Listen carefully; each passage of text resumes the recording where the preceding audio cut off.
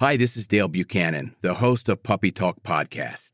Before we get started today, I wanted to let you know of my new book, The Complete Puppy Training Manual. It's available on Amazon in 4 formats: Kindle ebook, paperback, hardcover, and audiobook. You can find it on Amazon right now. It's called The Complete Puppy Training Manual, and I will put a link in the show notes of this episode. I'm Dale Buchanan, and this is Puppy Talk, the podcast that offers advice on how to raise a happy, healthy, and obedient puppy. For more training tips, visit our website at puppytalkpodcast.com. Welcome to Puppy Talk episode number 50. It's a great milestone for Puppy Talk. We started in January 2021, and we've already got 50 episodes. I want to thank everybody who listens every episode and also who emails me with their questions and has supported us through Buy Me a Coffee, which is linked to our website, puppytalkpodcast.com. Today's episode, I'm going to talk about something very important that comes up a lot with the owners of the puppies that I train. In the last 2.5 years, I've trained over 600 puppies, so I have a lot of hands-on experience. And today I'm going to talk about training puppies using hand signals. Because what I see a lot of owners do is they communicate with their puppy too much with vocal commands, and it overstimulates the puppy. It makes them too excited. So we want to eliminate that by using more hand signals, body language, and spatial pressure. Let's get into this episode and talk about, first of all, why hand signals are so important and how to use them. The one thing I see a lot of owners do is they talk so much to their puppy, and it goes something like this: Dixie sit, Dixie down, Dixie stay, Dixie come, Dixie wait, Dixie come, Dixie stay, Dixie down. And they say the puppy's name right before they say the command. Now think about this a little bit and understand to the puppy why this can be so confusing and why they can check out and habituate with that type of communication.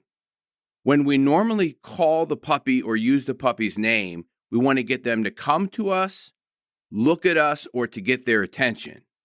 So if we're trying to get the puppy into a down, for example, which is a calming, relaxing position, and we use their name right before we say down, then we're confusing the puppy because we're using the name, in essence, to call the puppy to us, and then we're asking it to stay down and stay.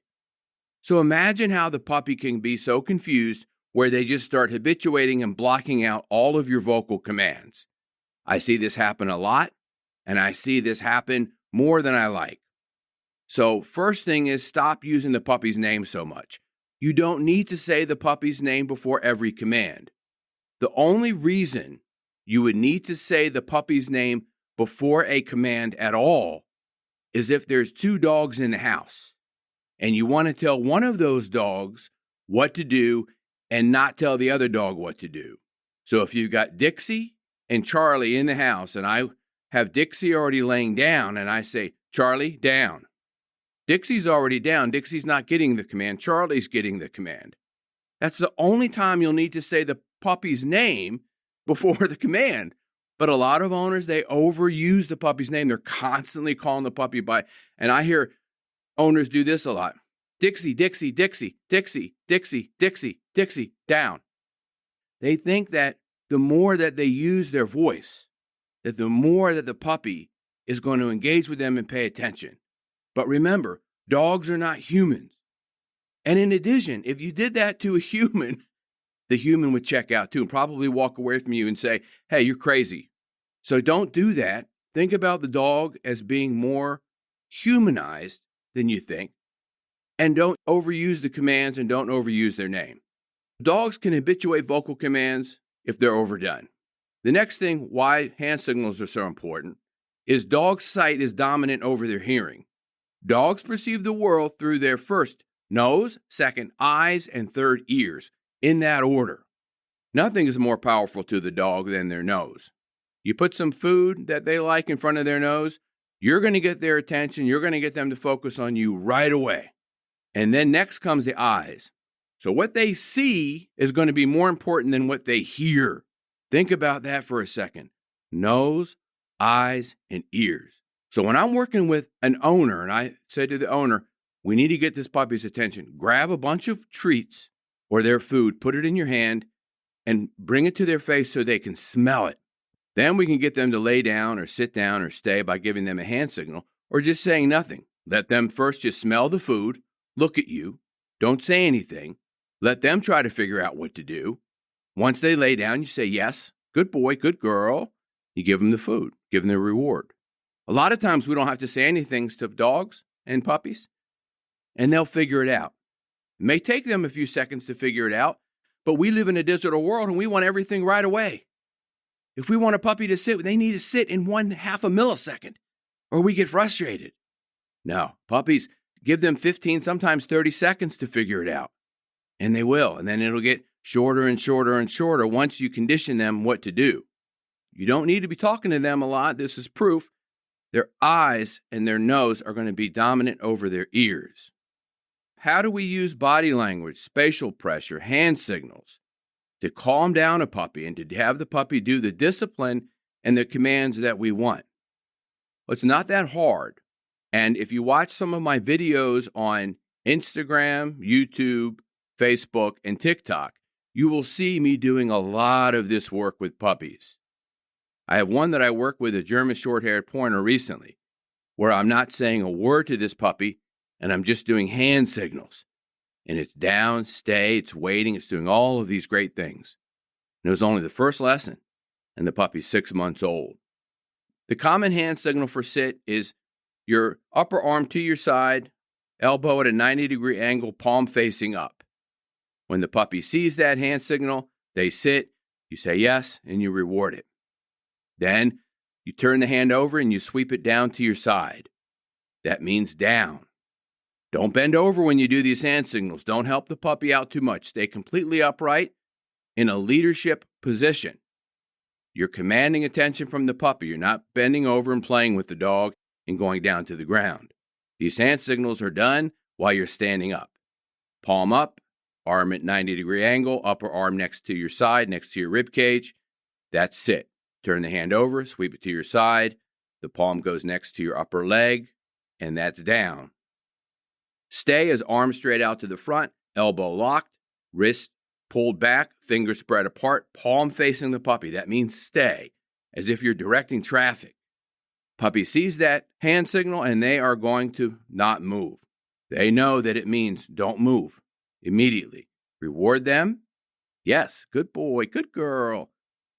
Come means palm facing you and the palm coming back to your chest. Pull it back to you, arm straight out. Pull the palm back to you. That means come. You might have to add the hand signal with the vocal command at first together so the puppy understands what it means. But again, like I said, don't overdo the vocal command and start fading away from the vocal command and only using the hand signal and see what happens. And then mix it up. Sometimes use the vocal command, sometimes use the hand signal. There are purposes for both. When would you want to use each? If you have an opportunity to use a vocal command once, if you say sit and the puppy sits and it knows what to do, that's fine. But if you can't do that, start using more hand signals and see what happens. Because usually the puppy will adapt to the hand signals a lot more quickly. Also, if there's a situation where there's a lot of noise, a lot of commotion, other dogs barking, so forth, you're outside, there's a lot of distractions, using vocal commands aren't going to work because you're going to have to yell them, and that's not going to be very effective to the puppy. It's going to frustrate the puppy and make them more excited. That's when a hand signal is gold.